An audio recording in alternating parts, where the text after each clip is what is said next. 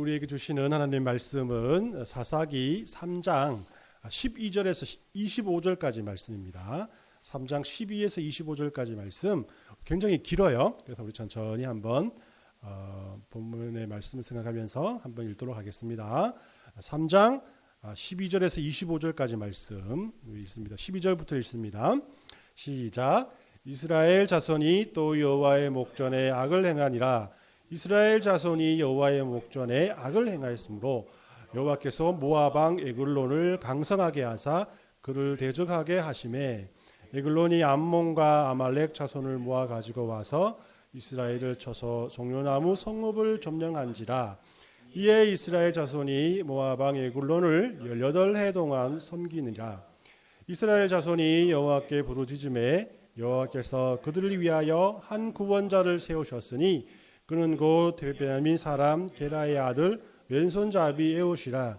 이스라엘 자손이 그를 통하여 모압 왕 에글론에게 공물을 바칠 때에 에웃이 길이가 한 규빗 되는 좌우에 날선검을 만들어 그의 오른쪽 허벅지 속옷에 차고 공물을 모압 왕 에글론에게 바쳤는데 에글론은 매우 비둔한 자였더라. 에웃이 공물 바치기를 마친 후에 공물을 메고 온 자들을 보내고 자기는 길갈 근처 돌 뜨는 곳에서 돌아와서 이르되 왕이여 내가 은밀한 일을 왕에게 아뢰려 하나이다 하니 왕이 명령하여 조용히 하라 하매 모셔 선자들을 다 물러간지라. 에웃이 그에게 들어가니 왕은 서늘한 다락방에 홀로 앉아 있는 중이라. 에웃이 이르되 내가 하나님의 명령을 받들어 왕에게 아랠 일이 있나이다 하매 왕이 그의 좌석에서 일어나니 에웃이 왼손을 거쳐 그의 오른쪽 허벅지 위에 칼을 빼어 왕의 몸을 찌르매 칼자루도 나를 따라 들어가서 그 끝이 등 뒤까지 나갔고 그가 칼을 그의 몸에서 빼내지 아니하였으므로 기름이 칼날에 엉겼더라. 에웃이 현관에 나와서 다락문을 잠그니라. 에웃이 나간 후에 왕의 신하들이 들어와서 다락문들이 잠겼음을 보고 이르되 왕이 분명히 서늘한 방에서 그의 발을 가리우신다 하고 그들이 오래 기다리도록 왕이 다락문을 열지 아니한지라. 열쇠를 가지고 열어본즉 그들의 군주가 이미 땅에 엎드러 죽었더라. 아멘. 자, 오늘 우리 그 말씀을 여러분들과 함께 나누기 전에 여러분들 우리 추리 소설을 좋아하시나요? 추리 소설? 네. 추리 소설이라 하면 가장 먼저 떠오르는 인물이 있죠. 바로 이렇게 셜록 홈즈. 설록 아니죠? 셜록 홈즈예요. 자, 우리 요즘 아이들한테 말하면은 명탐정 코난이라고 말할 겁니다. 아무튼 우리 추리 소설이 재미있는 그 이유는 당연히 이게 사건을 해결하기 위해서 이렇게 남겨진 이 단서들을 이렇게 모으면서 하나씩 문제를 해결해 가는 그 과정에 있다고 할 수 있어요. 그래서 이제 추리 영화를 보다가 뭐 도대체 범인이 누구야라고 하면서 하면서 그 결말을 먼저 알려고 하는 그런 사람들이 있다면 이 추리 소설이 그렇게 재미있지는 않을 것 같습니다. 저는 이 사사기에도 이런 추리소설과 같은 요소가 있다라고 생각해요. 왜냐하면 하나님께서 오늘 읽은 에훗의 이야기에서도 여러 가지 단서를 주시면서 우리들의 에훗의 이야기를 하나님의 의도대로 읽기를 원하시기 때문이란 거예요. 이런 사사기를 읽는 방법 중에 하나라고 할 수가 있는데, 그래서 이 사사기를 읽을 때는 그 이야기에 쓰여진 이름이나 단어나 어떤 상황들을 잘 살펴봐야 한다라는 것이에요. 지난주에 우리가 살펴본 온니엘의 그 사사의 이야기에서도 우리가 알아보았듯이 이스라엘이 구산리사다임의 손에서 몇 년 동안 8년 동안 종살이를 했다고 했잖아요. 그죠? 근데 이제 구산리사다임이라는 이름이 단서라고 생각해 본다면 그 뜻이 어떤 것인가에 대해서 알아봐야 된다는 거예요. 그래서 그 뜻의 이름이 뭐였어요? 지난주에 구산리사다임. 예, 2배나 악한 왕이라는 뜻이죠. 그죠? 그래서 제가 진짜 악한 왕이라고 했잖아요. 그죠? 진짜 악한 왕이라는 그런 뜻을 가지고 있잖아요. 그래서 우리는 당시 이스라엘 백성들이 8년 동안 진짜 악한 왕의 밑에서 얼마나 힘들고 어려웠는지를 이해할 수가 있다는 겁니다. 그리고 사사기 1장에서의 온니엘과 3장에서의 온니엘이 전쟁에 임하는 자세가 달랐다라는 것을 우리가 봤잖아요. 그죠? 그래서 1장에서는 온니엘이 기라세벨을 단번에 쳤다라고 말하지만 3장에서는 뭐요? 여호와의 영이 그에게 임했다라고 표현을 해요. 그래서 이 여호와의 영이라는 단어가 단서가 된다면 이로써 이게 자신만 알았던 온니엘 사사가 또 하나님의 영을 통해서 하나님의 영이 그에게 임함으로 말미암아 사사의 사명을 감당하는 영적으로 성숙한 온니엘이 되었다라는 것을 발견할 수 있는 거잖아요. 그죠? 그래서 이런 길에 우리에게 이 말씀을 볼 때의 단서가 그렇게 중요하다는 사실을 우리가 염두에 두고 오늘 말씀을 한번 살펴보았으면 합니다. 오늘 두 번째 사사인 에우스에 대해서 살펴볼 텐데요. 하나님께서는 어떤 단서들을 우리에게 보이게 하사 또 하나님께서 에우스를 영적으로 어떤 시대에 어떻게 사용하는지에 대해서 또 하나님의 그런 의도에 대해서 오늘 이 시간 찾아보는 그런 귀한 시간이 되었으면 합니다. 먼저 오늘 그 긴 본문이었잖아요. 그래서 줄거리를 우리 아이들을 위해서 PPT를 이렇게 준비를 했는데 아쉽네요. PPT를 준비했는데 그래서 이 PPT를 보면서 한번 생각해 보도록 할게요. 먼저 우리 에훗의 이야기에서도 지난주에 말씀드렸듯이 사사기에서 서술하는 이스라엘의 반복되는 주기 사이클을 한번 참고하시면서 오늘 말씀을 읽어보시길 바랍니다. 그것은 이스라엘의 범죄, 또 하나님의 진노, 이방인의 압제, 그리고 이스라엘이 하나님께 부르짖음, 또 하나님께서 사사를 통해서 그들을 구원해 주시고 이스라엘이 평안함으로 이어지는 이런 패턴이 똑같이 진행되는 것이 오늘 본문 말씀이라는 겁니다. 자, 온니엘이 죽은 후 이스라엘은 다시 하나님 앞에 범죄를 하게 되죠. 그래서 이스라엘은 하나님 외에 또 바알신을 다시 섬기게 됩니다. 이때 하나님께서 모압 왕 에글론을 이렇게 강성하게 해주셔서 에글론이 암몬과 아말렉과 함께 연합을 해서 이스라엘을 쳐들어오게 됩니다. 이들은 아주 쉽게 종려나무 성읍을 점령하게 되었다라고 말하는데 여기서 종려나무 성읍이란 것은 우리가 잘 알고 있는 여리고성을 말합니다. 이 가나안에 들어와서 처음으로 싸워 이긴 곳이 여리고성 아닙니까? 근데 그런 상징적인 성읍을 빼앗기자 이스라엘은 모든 희망을 잃어버리고 에글론의 지하에서 18년 동안 이 종살이를 하게 됩니다. 하나님께서는 이런 이스라엘을 가만히 내버려 두지 않으시고 그들을 하나님께 부르짖는 그런 은혜를 그들에게 허락하세요. 그래서 이스라엘 백성들이 하나님 앞에 자신들을 에글론 왕의 압제에서 구제해달라고 기도를 하게 됩니다. 하나님께서는 이스라엘의 기도에 응답하셔서 사사 온니엘을 기용하게 됩니다. 온니엘은 어떤 사람이었냐면 베냐민 지파 사람이고 특징은 왼서를 쓰는 사람이었다라고 이렇게 말씀을 합니다. 이스라엘 백성들은 에글론에게 조공을 바치러 갈 때 이번에는 이렇게 온니엘을 기용하게 되죠. 그래서 온니엘은 오른쪽 다리의 길이가 한 규빗이라고 했으니까 한 45cm 정도 되는 그런 아주 얇은 칼을 차고 에글론에게 조공을 바치러 가요. 온니엘이 조공을 바치고 돌아올 때 갑자기 길을 멈추고 자기는 할 일이 있다라고 하고 남아있는 무리들을 다 먼저 보내게 됩니다. 그리고 에글론 왕을 다시 찾아가서 그에게 자기가 섬기는 하나님께서 당신에게 은밀하게 전해준 말이 있다라고 그를 꾀게 되죠. 그러니까 에글론 왕은 온니엘이 가져온 은밀한 그 말을 듣기 위해서 경호원들을 다 내보내고 그와 독대를 하게 돼요. 근데 그 순간에 온니엘은 그 순간을 놓치지 않고 자기 오른쪽 다리에 숨겨놓은 칼을 꺼내서 온니엘을 단번에 찔러 죽이게 됩니다. 그리고 잽싸게 문을 잠그고 도망을 가고 왕이 나오지 않자 온니엘의 신하들이 문 두드리고 하다 보니까 왕이 좀 이렇게 화장실에 갔나 보다 막 뒤죽박죽 하다가 결국 문을 열고 보니까 그 왕이 바로 죽은 뒤였다는 것이죠. 이 본문에서는 읽지 않았지만은 온니엘은 곧바로 나팔을 불어서 이스라엘 백성들을 모아서 에글론의 그 군사들과 함께 전쟁을 하게 되고요. 결국 하나님께서 그들을 도와주셔서 그 전쟁에서 승리하게 됩니다. 이로써 온니엘은 그 모압 왕 에글론을 죽이고 그 군대를 쫓아내어서 다시금 이스라엘에게 평화가 임하게 되었고, 그죠? 그 평화가 80년 동안 계속되었다라고 이 말씀을 맺고 있는 겁니다. 아유, 빠르네요. 자, 그래서 오늘은 이 온니엘의 이야기를 통해서 두 가지의 단서를 여러분들에게 말씀드리고 싶습니다. 그리고 그 단서를 통해서 여러분들 함께 하나님께서 우리에게 말씀하시기 원하시는 그 내용들을 다시 한번 추리해보는 그런 믿음의 시간이 되길 원합니다.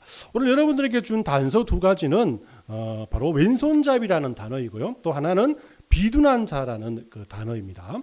그래서 첫 번째로 우리가 왼손잡이라는 단어에 대해서 알아보겠습니다. 이스라엘의 어려움을 해결하기 위해서 하나님께서는 에웃을 부르시죠. 근데 성경은 에웃에 대해서 이렇게 설명합니다. 15절 말씀해 보니까 이스라엘 자손이 여호와께 부르짖음에 여호와께서 그를 위하여 한 구원자를 세우셨으니 그는 곧 베냐민 사람 게라의 아들 왼손잡이 에웃이라. 이 성경에서 에웃을 두 가지 단어로 설명하고 있죠. 그 첫 번째는 베냐민 사람이었고 또 두 번째는 왼손잡이였다는 것이에요. 그가 왼손잡이였다라는 의미가 무엇인지에 대해서 이 두 가지 견해가 있습니다. 그 첫 번째 견해는 왼손잡이라고 번역된 이 단어가 히브리 원문에서는 이 오른손이 묶인 사람 혹은 오른손을 쓰지 못하는 사람이라는 뜻을 사용하고 있기 때문에 사람들이 오른손에 장애를 가진 왼손만을 쓸 수 있는 사람이라고 해석을 하기도 합니다. 그래서 오른손을 못 쓰는 장애를 가졌기 때문에 에웃이 에굴론의 의심을 사지 않고 그가 있는 궁전까지 칼을 숨겨져 갔다라고 이해하는 거예요. 다른 견해는 왼손잡이라는 단어가 오른손을 묶어서 못 쓰게 한 사람이라는 의미로 받아들여서 그가 오른손을 쓰고 왼손도 쓸 수 있는 용사였다라고 해석하는 견해입니다.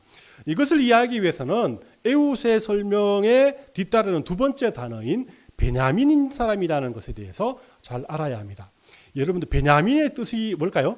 예, 모르시죠, 그죠? 베냐민의 뜻은 오른손의 아들이라는 뜻이에요. 창세기 35장에 보면 라헬이 베냐민을 낳다가 죽게 돼요. 그래서 어머니 없이 살게 된 자기 아들을 생각하면서 죽기 전에 남편 야곱에게 베노니라는 말을 남기고 죽습니다. 베노니라는 말은 베는 아들이라는 뜻이고요. 노니는 슬픔이라는 뜻이에요. 그러니까 베노니라는 뜻이 슬픔의 아들이라는 뜻이죠. 아버지가 아무리 그래도 자식의 이름을 슬픔의 아들이라고 지을 수는 없잖아요. 그죠? 그래서 비슷한 은가를 따라서 베냐민이라고 짓게 됩니다. 이 베는 또 아들이라는 뜻이고 야민은 오른손이라는 뜻이에요. 그러니까 오른손의 아들이라는 이름을 그에게 붙여주게 됩니다. 여러분들 이게 세계 공통적으로 생각했을 때 오른손은 바르다는 뜻이 있고 왼손은 바르지 않다라는 의미를 가지죠. 그래서 영어로도 오른손을 뭐라 합니까? 예, 그죠. 라이트 핸드라고 하죠. 그리고 한글로도 뭐죠? 오른손을 다른 말로 바른 손이라잖아요. 바른 손이라고 하잖아요. 그래서 이 라헬은 어머니 없이 살게 될 아들이 안타까워서 베논이라는 말을 남기며 죽음을 맞이했지만은 그 아버지 야곱은 막내 아들 이름을 그래도 바르게 살아가라라고 하고 베냐민이라고 지었다는 거예요.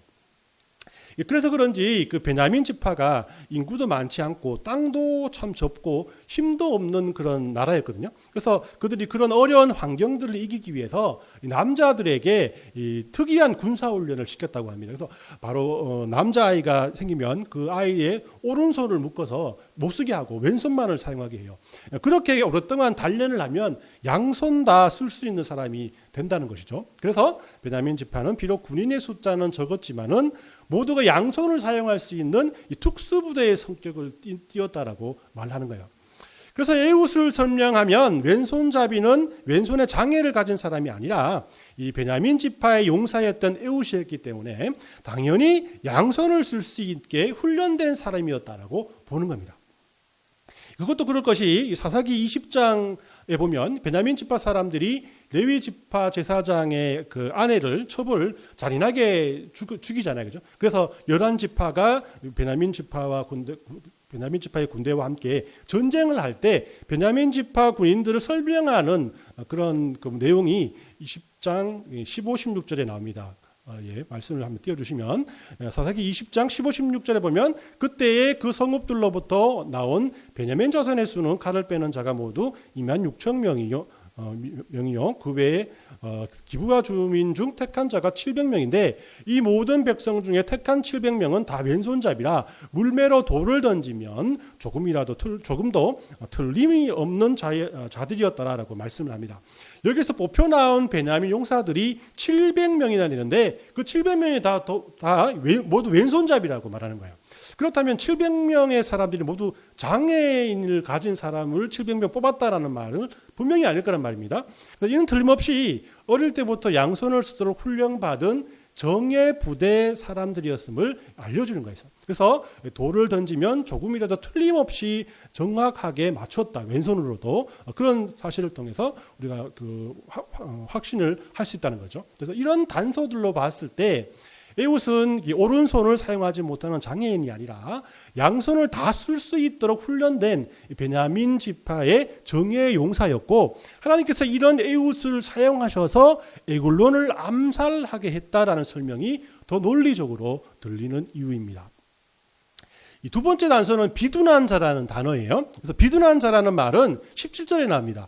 곡물을 모압 왕 에굴론에게 바쳤는데 에굴론은 매우 비둔한 자였더라. 이 성경 역시 에굴론에 대해서 두 가지로 설명을 하고 있는데, 하나는 그가 모압 왕이었다는 것이고, 하나는 또 오늘 본문에 나와 있는 것처럼 비둔한 자였다라는 거예요. 이 사실은 이스라엘이 지금 비둔한 자가 통치하는 모압의 속국으로 살아갔다는 뜻이고, 왕이 그 나라를 대표한다고 했을 때 이스라엘은 모압 문화를 받아들여 그들의 삶 역시도 비둔했던 삶을 살았다라고 우리가 유추해 볼 수 있는 거죠. 그렇기 때문에 이 비둔한 자라는 표현을 더 자세히 살펴본다면 당시 이스라엘의 영적인 상태가 어떠했는가를 우리가 분명히 알 수 있다는 겁니다. 이런 의도에서 사사기는 오늘 본문의 18에서 22절까지 말씀을 통해서 우리 에굴론의 죽음을 아주 상세하게 설명을 하고 있어요.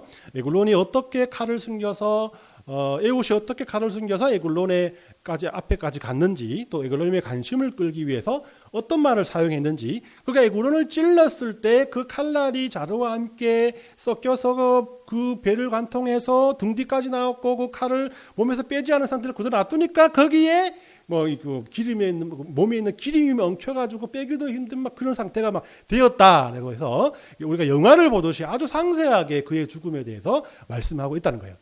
이런 표현은 어떤 면에서 에굴론을 조롱하기 위해 또 모욕하기 위한 의도라고도 할 수가 있습니다. 에굴론이 아무리 그렇게 위대한 왕이지만은 우리나라 애국지사인 에훗의 단칼에 죽음을 맞이했다. 왜 그런가라고 하면 그는 단칼을 피하지 못할 만큼 비둔했기 때문이라고 해석하는 겁니다. 에굴론이 비둔했다는 뜻은 간단히 뚱뚱했다라는 뜻으로 여길 것이 아니라 그가 자기 몸이 비둔해질 정도로 스스로를 통제하지 못하고 또 탐욕이 많은 사람을 암시하고 있어요. 에굴론의 탐심은 암몬과 아말렉과 손을 잡아가지고 이스라엘을 정복하게 했고, 또 이스라엘은 이런 에굴론의 탐심을 채우기 위해서 매년 그들에게 곡물을 바쳐야 했다는 거예요. 그리고 에굴론의 이 탐심은 에훗이 은밀한 일을 왕께 고하러 왔다라고 말했을 때 조심하기는커녕 그 말을 듣기 위해서 신하들을 다 밖으로 내보내는 어떤 면에서 그런 이야기를 들으려고 하는 호기심을 발동하게 했고, 또 그 호기심이 자신을 죽음에 이르게 하는 원인이 되었다는 겁니다. 이 세상 사람들은 계속해서 탐욕의 유혹에서 벗어나지 못하고 있습니다. 무엇이라도 더 많이 소유하려고 하고 더 많이 모으려고 하지요. 그리고 그것이 자기 것이 아니라면 빼앗아서라도 가지려는 행동을 서슴없이 하고 있습니다. 이들은 에굴론처럼 점차 비대해져서 육중한 몸을 주체하지 못할 정도가 되어도 거기에 만족하지 않고 더 많은 것들을 가지려 하다가 스스로 자멸해를 벌일 것이라고 오늘 본문은 우리에게 경고하고 있는 것이에요. 이런 세상을 보면서 우리 그리스도인의 삶을 한번 되살펴보시길 바랍니다. 우리들은 이스라엘 백성들이 에굴론 아래에서 그에게 제물을 바쳤듯이 아무런 생각 없이 세상을 섬기고 있지는 않는지 스스로 우리 돌아봐야 한다는 것이죠. 건강함과 또 비만은 결과 자체가 다르지 않습니까? 우리는 건강하게 물질을 모으는 것과 탐욕스럽게 모으는 것을 구별하지 못한다는 거예요.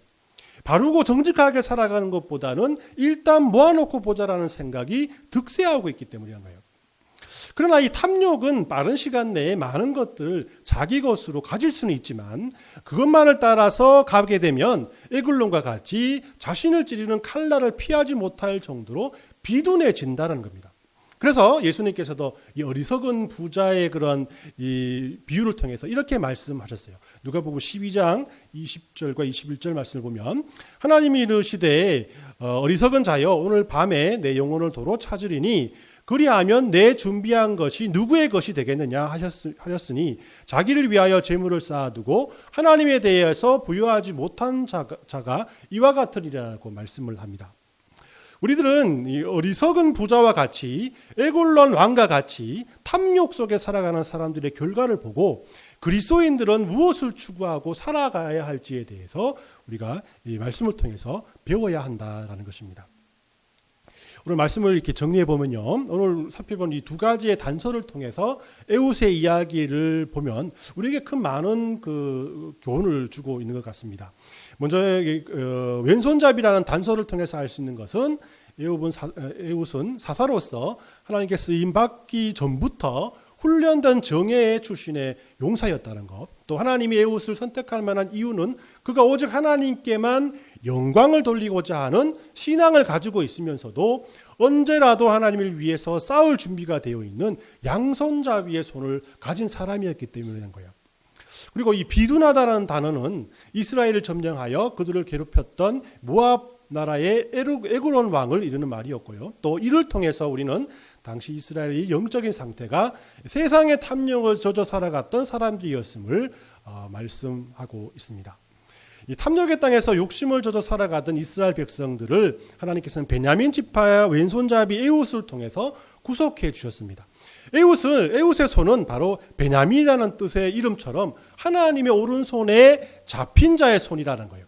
하나님의 도우심과 보호하심과 인도하심의 손이요, 하나님을 의지하는 손이라고 말씀드리고 있다는 겁니다. 그렇기 때문에 오늘 본문은 설교의 제목처럼 에웃의 손이 비둔한 에글론을 이겼다라는 영적 교훈을 우리에게 주고 있습니다. 그렇습니다. 하나님의 손이 욕심으로 가득 찬 세상을 이겼다는 것이에요. 하나님의 손이 하나라도 더 가지려고 싸우고 애쓰는 이 세상의 피곤함을 이겼다는 것이에요. 그리고 하나님의 손이 하나님보다 물질을 섬기는 것이 더 안전하다고 사람들을 유혹하는 악한 세력들을 이겼다라는 것이에요. 그래서 우리들은 유혹하는 어떠한 유혹 속에서도 승리할 수 있는 힘은 오직 하나님을 의지하는 믿음의 손밖에 없다라는 것을, 또 우리들을 힘들게 하는 많은 시험과 막힌 담을 헐 수 있는 유일한 힘 역시 하나님을 의지하는 믿음의 손이라는 것을 오늘 이 본문 말씀을 통해서 분명히 믿어야 한다는 것입니다. 이번 한 주간도 언제라도 하나님을 위해 싸울 준비가 된 양손잡이 에웃처럼 말씀과 기도라는 양손의 무기를 가지고 하나님께 쓰임받기 위해서 훈련하는 믿음의 한 주간이 되시길 예수님의 이름으로 축원합니다.